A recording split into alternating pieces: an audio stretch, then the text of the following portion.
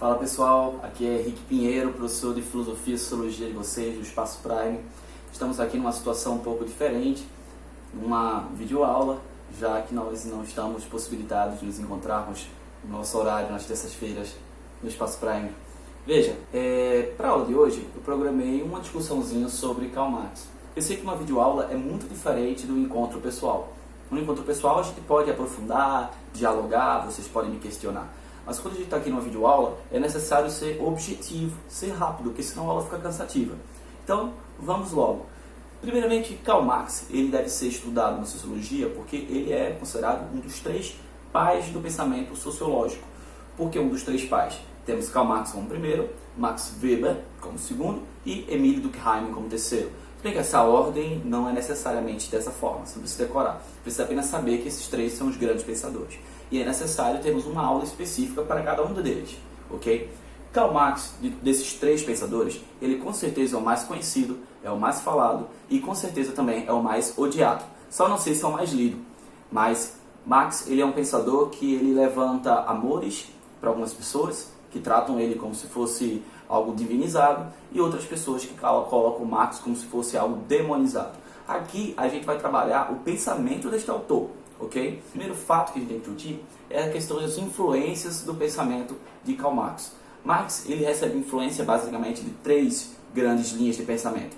A primeira seria a do método dialético de Hegel, um grande e importante filósofo alemão anterior a Marx. Essa lógica do pensamento dialético é o que permitiu a Marx trabalhar dentro do pensamento contraditório. Ou seja, até então, dentro de uma linha de pensamento racional, você exclui aquilo que você não consegue compreender. Dentro da linha do pensamento do método dialético, não. No método dialético você tem uma linha de raciocínio e você tem uma linha contrária de raciocínio, que nesse embate você tem uma síntese, que é a famosa tese, antitese e a síntese. E, por segundo ponto, nós temos de influência o socialismo utópico de Saint-Simon. É um socialismo, um pensamento que é muito anterior ao próprio Marx, e ele vai receber esses pensadores, só que ele vai parar de tentar trabalhar o socialismo de uma maneira utópica, como se fosse apenas um sonho. Ele vai colocar o pensamento socialista como se fosse um método científico. É por isso que Marx ele também é conhecido pelo criador do socialismo científico. E por último, a gente pode falar também que a terceira grande influência do pensamento marxista são os economistas clássicos. Sim, economistas clássicos como Adam Smith, um pensador liberal. Marx ele vai ser um dos primeiros intelectuais a questionar profundamente esses raciocínios liberais, tanto do ponto de vista da noção filosófica, quanto do ponto de vista econômico. E isso vai dar um outro sentido para a interpretação da sociedade. O contexto histórico de Marx também é muito importante antes de começarmos a falar sobre ele propriamente dito. Marx ele viveu no século XIX, ele vivenciou todas as transformações sociais que o século XIX passou. O século XIX, 1800 e bolinha, como fica mais fácil pensar, é o período da Revolução Industrial. Toda a sociedade, na qual, apesar de ele ser alemão, Marx ele viveu muito tempo na Inglaterra e ele percebeu todas as mudanças sociais que estavam acontecendo. Não só do ponto de vista das mercadorias, mas também das formas que as pessoas se relacionavam nas relações de trabalho. Elas estavam se ressignificando. Então, a Revolução Industrial ela estava modificando esse caráter que é muito antigo, que é a relação de trabalho. E isso se dá por causa da origem do capitalismo.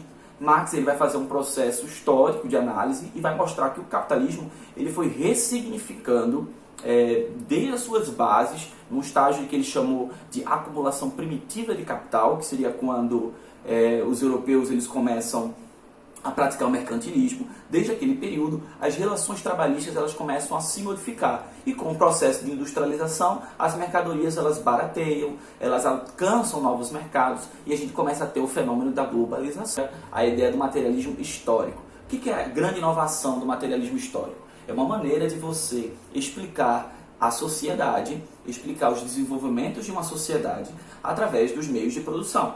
Então Marx ele aplica esse método para qualquer sociedade. Você quer estudar, por exemplo, o Egito Antigo, uma das formas de você compreender como o Egito Antigo se manteve unificado durante tanto tempo, seria uma das maneiras de você compreender como é que foram as relações de produção material daquela sociedade. Então você vai tentar compreender como era que um um grupo pequeno de pessoas dominava um grupo enorme de pessoas. E outro conceito fundamental é o conceito de luta de classes. Então veja, eu já tenho uma concepção de como aquela sociedade ela se nutria economicamente, agora eu tenho que entender como é que as pessoas viviam dentro daquilo ali e como é que as pessoas aceitavam esse contexto social. E é por isso que ele vai dar a ideia de, primeiro, sociedade de classe, de que toda a sociedade ela é dividida economicamente, e essas relações de divisão econômicas, elas não são pacíficas, as pessoas não aceitam isso tão facilmente. Então, uma maneira de você compreender as sociedades seria entender as violências processuais que ocorrem dentro desse processo econômico, dentro dessas relações econômicas. Então, no período, por exemplo, que eu falei agora há pouco, em relação ao Egito Antigo, você vai pegar como é que vai existir uma nobreza, um grupo de sacerdotes, um grupo de altos funcionários que vão reger o Estado, mas a maior parte da população é camponesa. Quais são os mecanismos que fazem com que essas pessoas aceitem essa realidade e vivam dentro dessa realidade?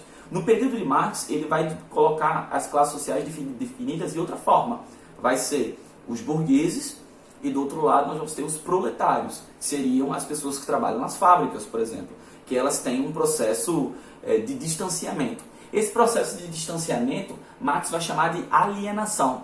É quando o trabalhador, isso é uma coisa bem particular do processo capitalista, aí é uma percepção diferente para o século XIX. Por quê? Até então, antes da Revolução Industrial, um artesão ele fabricava um sapato, por exemplo, mas ele passava por todas as etapas da fabricação do sapato. Ou se ele não participasse de todas as etapas, desde pegar o couro, comprar o couro, curtir o couro, costurar e tal, juntar o cadastro, colocar a sola, se ele não passasse por todas as etapas, pelo menos ele tinha um grupo pequeno de pessoas, uma espécie de corporação de ofício, que faria isso.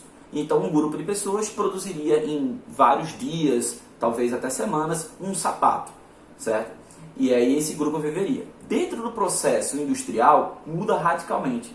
No processo industrial, não existe a pessoa que fabrica um sapato. Nenhum trabalhador que trabalha dentro de uma indústria de sapatos, por exemplo, ela vai fazer um sapato à mão. Ela vai trabalhar dentro de uma etapa da produção daquele sapato. É como aquela cena clássica do filme de Charlie Chaplin, que o rapaz fica apertando parafusos e ele não tem a menor ideia do que ele está produzindo. Então passa uma esteira diante dele e ele vai lá, bate apenas um prego daquele sapato, que vai prender um pedaço do sapato, e ali naquele dia ele faz isso diversas vezes. E no final ele consegue produzir com um pequeno pedaço daquele sapato, mas no final ele produz junto, na fábrica inteira, centenas, milhares de sapatos por dia. Então há um distanciamento entre produtor, que seria o trabalhador, e a obra produzida. Então há um distanciamento. E muitas vezes, aí é uma análise que o próprio Marx coloca, o paradoxo que ocorre é que o trabalhador que fabrica aquele objeto, ele não tem condição de usufruir aquele objeto. Porque o objeto é muito mais caro do que ele recebe para produzir. E aí gera esse paradoxo. Então, o cara participa do modo de produção, ele executa o modo de produção, embora não seja o modo completo, mas ele não tem como comprar aquilo que ele mesmo produz. Tá? Então, esse é o processo que Marx vai chamar de alienação. E dentro desse processo de alienação é que entra o conceito de mais-valia, por vezes confundido com lucro. Não é bem a mesma coisa. A mais-valia é mais ou menos o seguinte: imagina que você tem um custo de produção mais o salário. O custo de produção seria, vamos supor, o sapato custa R$100, o salário de uma pessoa custa R$30, vamos supor, por uma semana de trabalho. Só que nessa semana de trabalho, você, quando vai vender um sapato, você não vai vender só pelo custo de produção e o tempo, você vai ter que botar também a margem de lucro ali. Só que cada trabalhador, ele produz centenas de sapatos em uma semana. Só que o salário de uma semana dele vai ser fixo. E a demanda de sapatos vai ser obviamente questionada pela necessidade no mercado, mas se o mercado precisar de mais sapatos, o trabalhador vai fazer mais sapatos. A esteira vai passar mais rápido. E vamos supor que naquela semana o cara produziu 200 sapatos. Cada sapato é vendido a R$200, por exemplo. Cada Nike é vendido a R$200. E com aqueles R$200 você já paga o salário do trabalhador. O que sobra é apenas a mais-valia. É o que Marx chamava de mais-valia. Essa gordura que sobra é o que fica para o empregador. E para Marx isso é algo muito injusto do ponto de vista econômico, que vai criando um distanciamento muito grande entre aquelas pessoas que detêm o modo de produção, por exemplo, o dono da fábrica, e a pessoa que trabalha no modo de produção como trabalhador. E então ele vai perceber que, para que as pessoas naturalizem essa relação, para que elas achem normal viver nessa sociedade, ele vai dividir a sociedade em infraestrutura e superestruturas. Desculpa. A infraestrutura é justamente essa relação de produção e força produtiva. Então veja, se o trabalhador ele vai lá e faz o sapato, ou pelo menos um pedaço do sapato, e no final do dia ele chega lá na própria fábrica e pega um daqueles sapatos e diz, vou levar porque eu participei dessa produção, ele é meu, isso é como se fosse um roubo, então ele não pode fazer isso. Então há um lance nessa produção da infraestrutura que o cara ele produz, mas ele não é dono. Então esse é o primeiro paradoxo, certo? Dessa relação. E o que seriam as superestruturas? Seriam as outras estruturas sociais, como instituições sociais, que existem presas nesse mesmo sistema. Por exemplo, o que ele vai chamar de superestrutura dentro do primeiro nível são as leis jurídicas, o sistema jurídico, né? Ou o Estado, de modo geral. Então, por que o cara não pode chegar lá na fábrica dele e pegar o sapato que ele mesmo produziu? Porque aquele sapato não pertence a ele. Mas para isso ser considerado um roubo, precisa de um sistema de leis para isso. Então, o Estado ele entra nessa ideia de superestrutura, dentro do primeiro nível, criando os conceitos lógicos, jurídicos, para determinar o que é certo e o que é errado, o que é punido, o que não é punível. E aí você vai dizer que tem uma lógica burguesa. E por último, dentro dessa lógica de superestrutura, ele vai chamar do processo ideológico, né? Que seria a ideologia da classe dominante. A ideologia da classe dominante molda o pensamento do Estado e molda também todas as relações das produções de infraestrutura, das relações de poder que tem nessa sociedade. E aí é que entra a análise revolucionária de Marx, que eu falei no começo que ele é um pensador polêmico.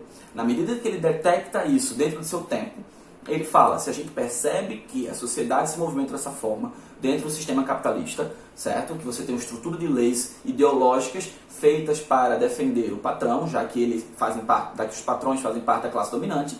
Se nós alterarmos essas relações de produção, tirarmos os meios de produção da mão dos patrões e colocarem na mão dos trabalhadores, você tem todo o desencadeamento de destruição da sociedade burguesa. Por isso o conceito de revolução. Revolução seria dar a volta, alterar por completo aquilo ali. Por isso que ele é um pensador polêmico, porque ele é um pensador que, na medida em que ele vai construir a sua sociologia, à medida que ele vai discutir o seu pensamento sociológico, ele termina também querendo modificar a sociedade. Isso a gente vai chamar de praxis. É tentar teoria à prática. Então é isso, pessoal. Obrigado pela aula de hoje. Essa aula está disponível na nossa sala digital. Você pode ver e revê-la quantas vezes você achar necessário. Não esquece também de estudar pelo nosso material e fazer a bateria de questões que tem por lá. Eu vou postar também mais um simulado, mais uma ficha de exercícios na nossa sala virtual. E estou sempre aberto a tirar dúvidas. Então aparece no WhatsApp, faz alguma pergunta, que estamos aqui para te ajudar. Beleza, gente? Valeu por hoje.